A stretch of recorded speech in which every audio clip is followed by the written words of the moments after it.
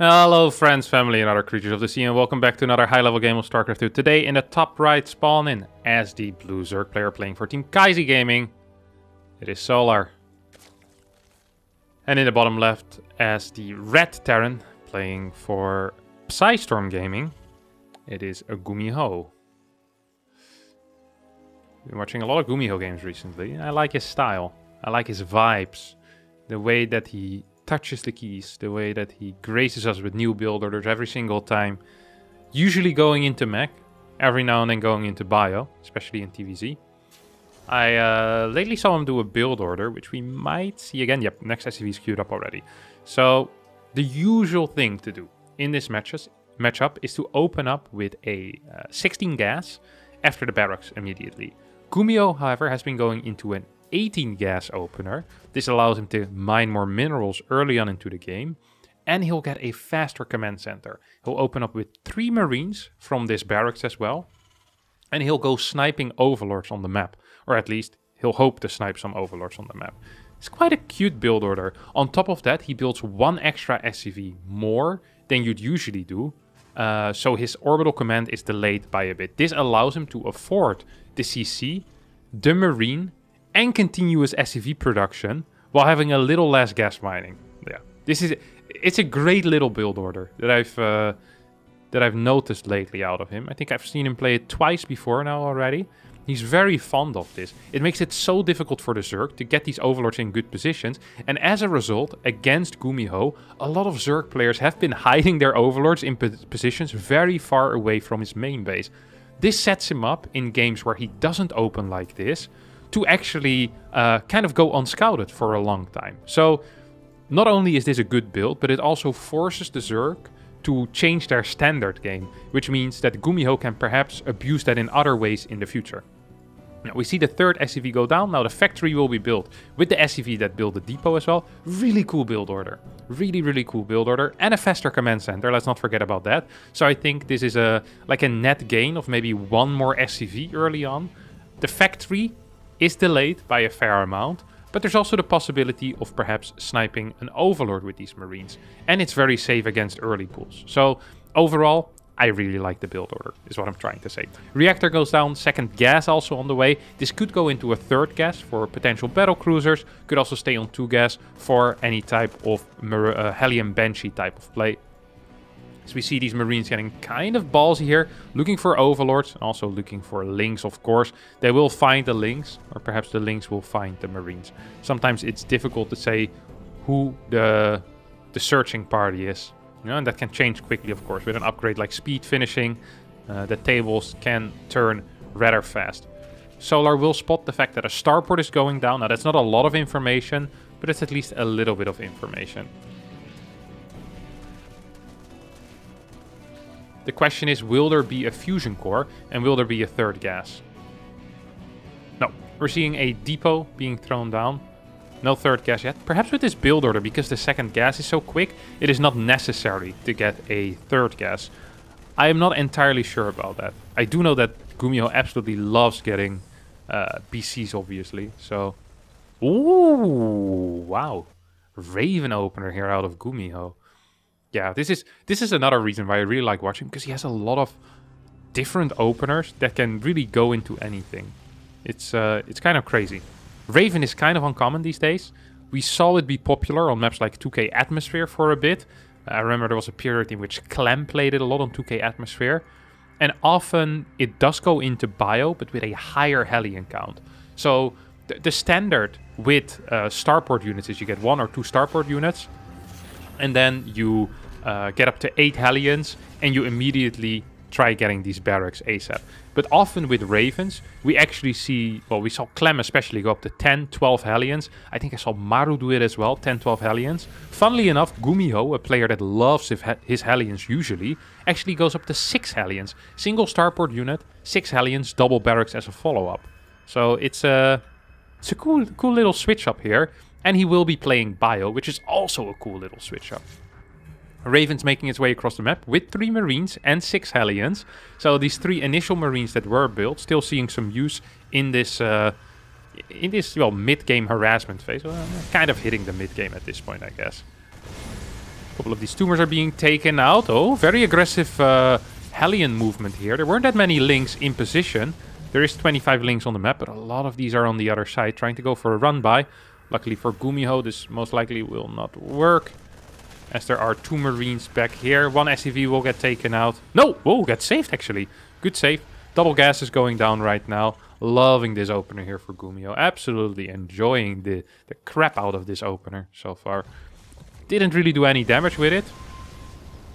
But sometimes, if something looks cool, it is cool. No matter whether it works or not. That's the thought that I have, at least.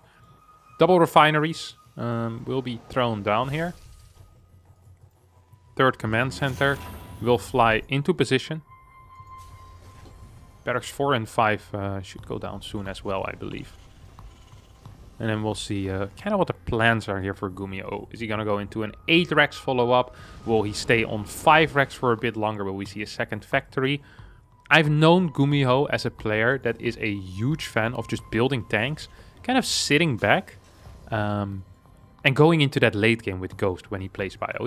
He's not your Clem or Maru-like player. These guys that just love being aggressive with Widow Mines on the map. No, he likes dropping, don't get me wrong. He's very good, actually extremely good movement with his Marines and with his Medivacs often. He has cute little rotations that often end up working out. I love that he's still using these Hellions as well. Not really keeping a lot at home, so perhaps a bit vulnerable to any potential run-bys. But the tanks, once the tanks come out, we'll deal with those run-bys. 72 workers are out here for solar already. These Banelings went off creep without Baneling speed. Most likely means that they're going to be taken out. I think Gumiho is the first Terran in the world that actually hasn't lost his Raven yet, 6 minutes in. And the Raven provides a lot of value later on in the game as well. The anti-armor missile is, in my opinion, the most underused tool in the Terran arsenal in TVZ. Very often Terrans open up with a Raven and they just kind of throw it away once the mid-game starts, once Stim and Combat Shield is done. But imagine having this with a 2-2 timing. Like, the anti-armor missile always keeps a lot of value. Having less armor on your opponent's units is absolutely huge. I mean, Zerg players usually start with a Carapace upgrade over getting the melee attacks. That is how important those Carapace upgrades are perceived by Zerg players. Why don't Terrans care as much? Is this barracks 4 and 5? After the 4th CC. Wow. Fast 4th CC for a 2-gas opener, by the way, here as well. Really cool. Hellbats are staying at home for now. As the Raven, well, he's being repaired by their mines. They're visualizing right now how they're going to repair the Raven. Always visualize before you do a task how you're going to execute it. This drop is getting cleared up. Saw it on the minimap. Let's get back to our visualization party here. Zzz. Tank on sieges. Oh, they go back home. Done visualization. Now go into gas. Brilliant stuff. Still might want to repair that Raven at some point though, buddy. Still might want to repair that. Lurker then is on the way here as well. So you have vehicle weapons coming up. Tank is, well, it's very active on the map. Where's that Raven? I want to see where that Raven went. Wait, what? Did it die? Oh, moved with this Marine to the fort base. Actually a good defensive unit as well with the auto turrets, of course. We'll be able to defend the base for sure. At least for a little bit. Interesting position here that Gumiho is taking. Really cares about these 2 ramps, I guess. Turrets not being thrown down. Ooh. Big stim. Big stim indeed. Burrow has completed as well. Now this could be for Banelings. This could also be just to try and save drones if he's being harassed. Or for potentially infestors later on in the game. Ideally, Gumiho will hit with a 2-2 timing pre-Lurker. It is going to be quite tricky. The Lurker then is finishing up right now. Seismic Spines or Adaptive Talent should be built immediately. As Grooved Spines is finishing up here for the Hydras.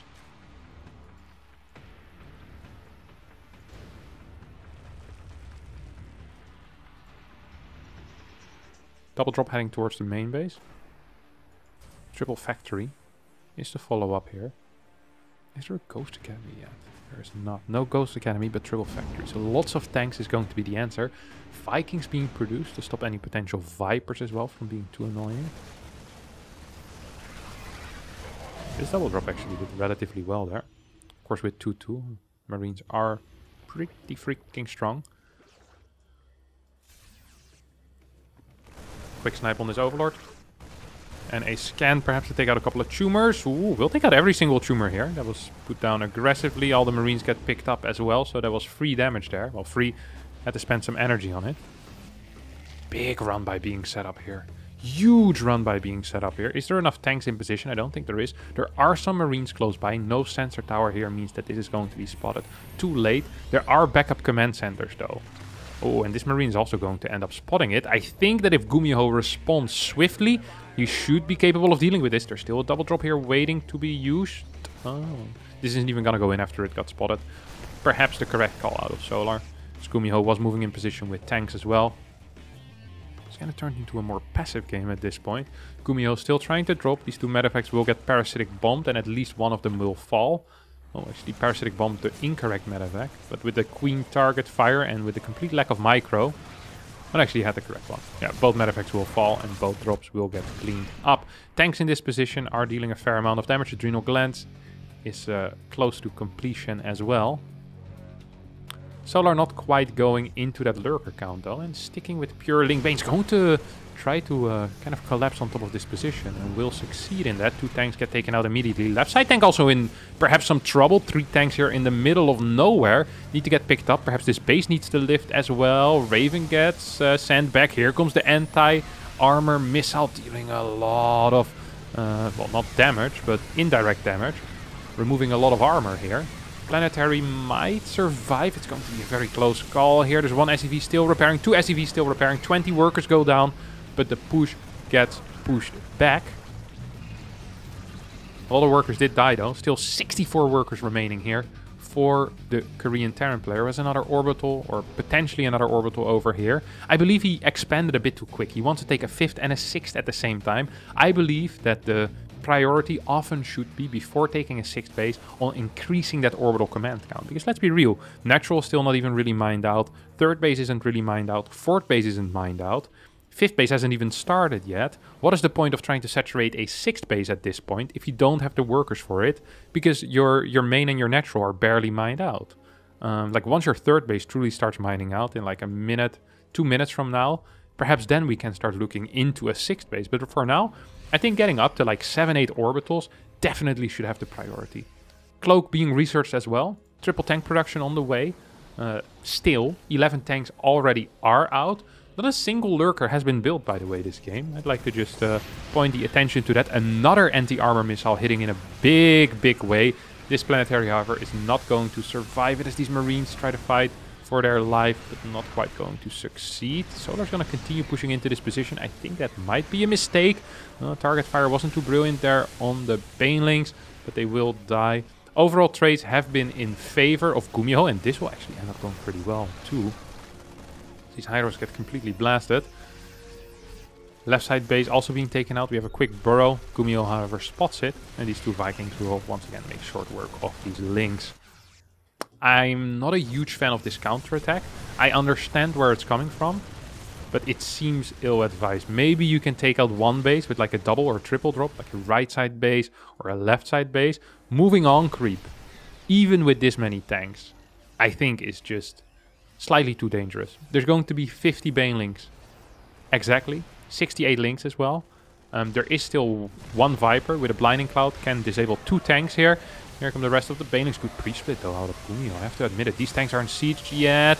Not quite sure if the pre-split is going to be enough though. Actually starts moving off creep a little bit. But the fight is not quite what Gumiho wanted it to be. Once again, probably a fine fight cost efficiency wise. But with 2.5k in the bank, I think Solar was kind of fine taking that fight. And otherwise Solar would have wanted to take that fight anyway, but just on the other side of the map.